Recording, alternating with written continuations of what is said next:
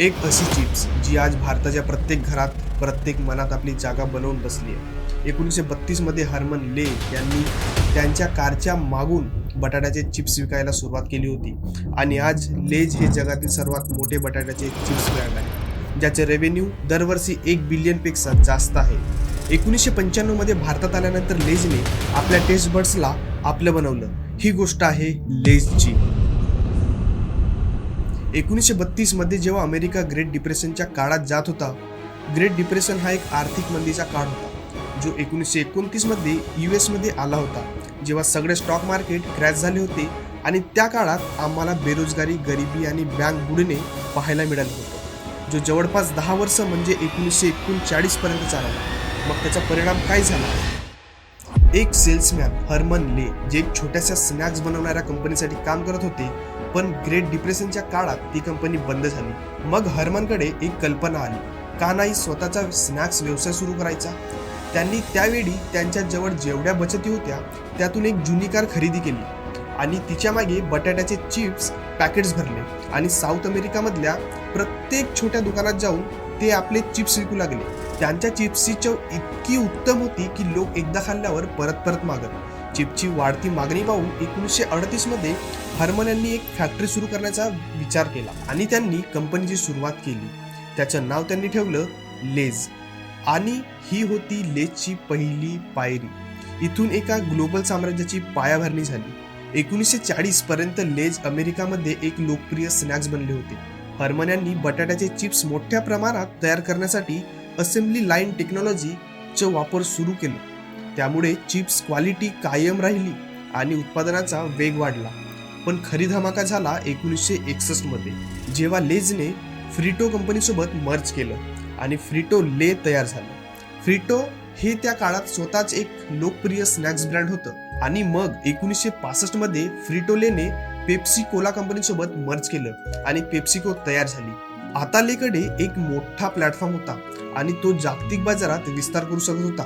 मग 1995 मध्ये लेज जे आता पेप्सिको बनलं होतं, त्यांनी भारतीय बाजारात पाऊल टाकायचं ठरवलं. पण त्यासाठी त्या काळातला सर्वात मोठा चॅलेंज होता भारतीय चव समजून घेणं. भारतात स्नॅक्सचं कल्चर वेगळं होतं. लोक नमकीन, समोसा किंवा चिवडा खात होते आणि त्यात बटाट्याचे चिप्स त्यांच्यासाठी नवीन होते. या व्यतिरिक्त हल्दीराम, बिकानो आणि बालाजी यासारखे स्थानिक ब्रँड्स आधीच लोकप्रिय होते. म्हणून लेजने या चॅलेंजला सामोरे जाण्यासाठी एक स्मार्ट चाल खेळली. त्यांनी भारतीय चवांचे फ्लेवर्स आणले आणि 1999 मध्ये लेजचा मॅजिक मसाला फ्लेवर आला, जो एकदम हिट झाला. हा लेज तिखट, चटपटीत आणि थोडासा गोडसर होता, जो भारतीय लोकांना खूप आवडला. एक दुसरा फ्लेवर क्लासिक साल्टेड सुद्धा लोकप्रिय झाला आणि लहानांपासून मोठ्यांपर्यंत सगळेच लेजचे फॅन झाले. लेजचं एक अजून मोठं चॅलेंज होतं, ते म्हणजे कॉम्पिटिशन. भारतामध्ये हल्दीराम सारखे ब्रँड आधीच मार्केटमध्ये होते. हल्दीराम जो 1937 मध्ये बिकानेरमध्ये सुरू झाला होता. नमकीन आणि मिठाईसह 13% स्नॅक्स मार्केटमध्ये हिस्सा ठेवत होता. मग लेजने आपली मार्केटिंग स्ट्रॅटेजी खूप मजबूत केली. त्यांनी बॉलिवूड स्टार्सना आपल्या कॅम्पेनमध्ये घेतलं. सैफ अली खान, करीना कपूर, रणबीर कपूर आणि MS धोनी या सगळ्यांनी लेजसाठी जाहिराती केल्या, ज्या एकदम व्हायरल झाल्या.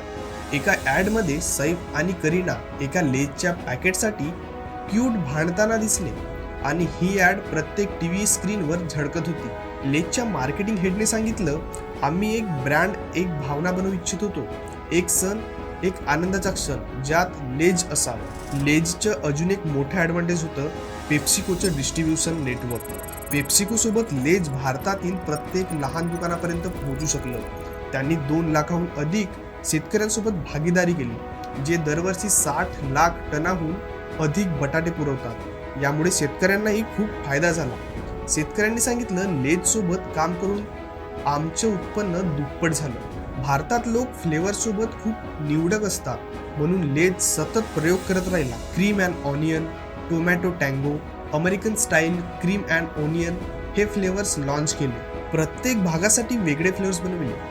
दक्षिण भारतात लोकांना स्पायसी चव आवडते, म्हणून तिथे स्पायसी ट्रीट, तर उत्तर भारतात लोकांना चटपटा फ्लेवर म्हणून चटपटा मसाला. आता 2017 मध्ये लेजने स्माइल डे कॅम्पेन लॉन्च केलं, जिथे त्यांनी आपल्या पॅकेट्सवर भारतीय ग्राहकांची स्माइल्स प्रिंट केली आणि त्यामुळे एक भावनिक नातं तयार झालं. लोकांनी आपल्या चेहऱ्याचं पॅकेट पाहून आनंदाने सोशल मीडियावर शेअर केलं. त्यानंतर 2020 मध्ये लॉकडाऊन दरम्यान लेजने हार्डवर्क कॅम्पेन लॉन्च केलं, जिथे त्यांनी शेतकरी, डिलिव्हरी वर्कर्स आणि फ्रंटलाईन वर्कर्सना सल्यूट केलं. या कॅम्पेनमुळे लेज एक ब्रँड न राहता एक भावना बनला. आज लेज भारतात 5,000 कोटीचं मार्केट होल्ड करतो आणि बटाट्याच्या चिप्स मार्केटमध्ये 40% पेक्षा जास्त हिस्सा आहे. जगभरात लेज 200 पेक्षा जास्त देशांमध्ये उपलब्ध आहे आणि दरवर्षी 1 बिलियनहून अधिक पॅकेट्स विकतो. भारतामध्ये लेजचे प्लांट्स गुजरात, पश्चिम बंगाल आणि पंजाबमध्ये आहेत, जे दररोज लाखो पॅकेट्स तयार करतात. तर ही होती लेजची गोष्ट. जर तुम्हाला हा व्हिडिओ आवडला असेल तर या व्हिडिओला लाईक करा आणि गोंधळ अनलिमिटेड या चॅनलला सबस्क्राईब करा. भेटूया अशाच एका नवीन व्हिडिओमध्ये. तोपर्यंत धन्यवाद.